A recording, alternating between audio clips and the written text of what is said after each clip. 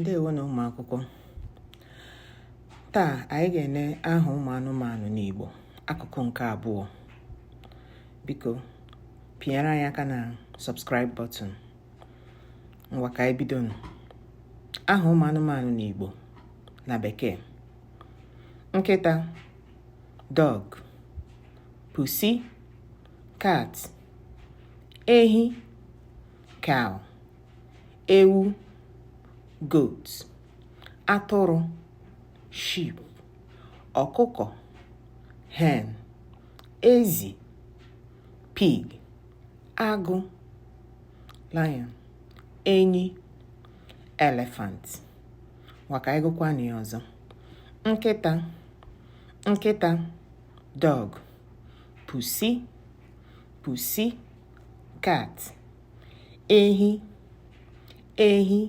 cow; ewu, goat; atụrụ, sheep; ọkụkọ, hen; ezi, pig; agụ, lion; enyi, elephant. Kọrọ n'onwe n'aka.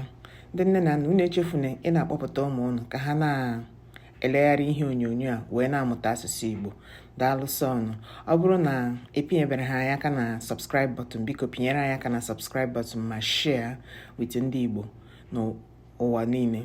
Daalụ sọnụ. Ka emesịa.